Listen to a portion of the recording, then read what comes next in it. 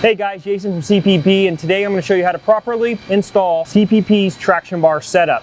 First step we're going to do is drop the front leaf spring so we can get the bracketry and hardware installed, and we'll go from there.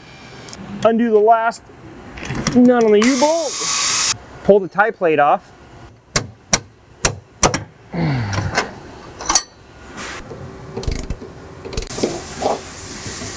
Now that I have removed the stock bushings, time to install the new D bushings into the leaf spring. Be sure to use your offset spacer on the outside. Simply press in and tap. We're going to put our sleeve in. Simply tap and be sure to leave an equal amount of spacing on each side. Now it's time to install the traction bar brackets and the thrust washers. This will eliminate any squeaking. Alright guys, so it's been brought to my attention that some people are having a little bit of an issue getting their leaf spring into this pocket. So a little easy tech tip is, get a crescent wrench on there and just kind of tweak it out of the way a little bit. That way you got a little more of a pocket to get it up and in here. And then when you go put your bolt through there, suck everything back in and you should be good to go. So let's go ahead and try to install it. Now that the front is all installed, we'll come back to the rear, to the shackle. So when tightening up the shackle and the front hanger, I like to get the car all loaded up, you know, either on builder blocks or jack stands before I actually cinch everything down. That way it's in the right location. And the U-bolts, tie plate, rear traction bar brackets, and then the supplied 1/2-inch stainless nuts. If you notice these nuts, they're a little bit longer than your conventional nut. This will allow for more thread engagement. We're gonna just get these snugged up a bit. All right, when you snug these up, be sure that your centering pin is in your tie plate and your leaf spring pad. That's very important. We're gonna call out the big dog. And again, I'm gonna go back to something a wise man once told me, and I've said this before. If these things aren't singing, they're not tight.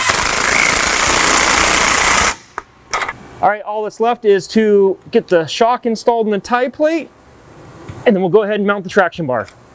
We're going to turn to the actual bar itself. So these have hinge joints on each end. One's left-handed threaded, the other one's right-handed threaded. This makes for easy adjustments later.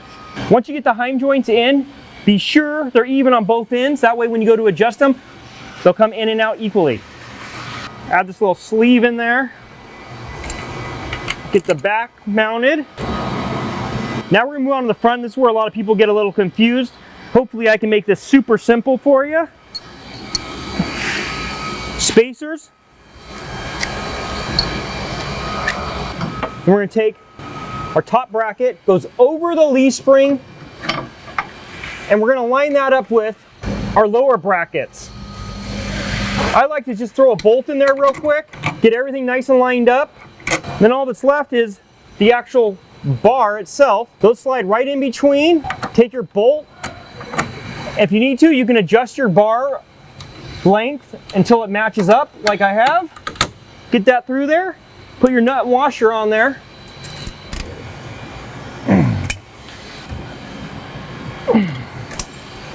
All right guys, one big question we get a lot is how do you properly adjust your traction bars? It's pretty simple. I'm gonna walk you through it.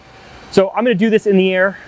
To do it properly, you wanna put a tire on there, put it on some sort of builder blocks or even on the ground as long as you can get under the car, or even jack stands work. Here we have an air gap between the top bracket and the leaf spring. You're gonna want this top plate level with the spring. We're gonna wanna take that out by adjusting the traction arm till it hits. Once it does, back it off just a hair.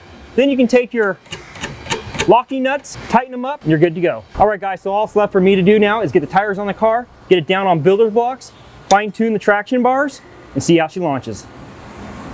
Thanks for watching. If you're ready to upgrade your classic car or truck with performance you can trust, just click the link in the description or head over to classicperform.com and check out our full line of suspension, steering, and brake solutions.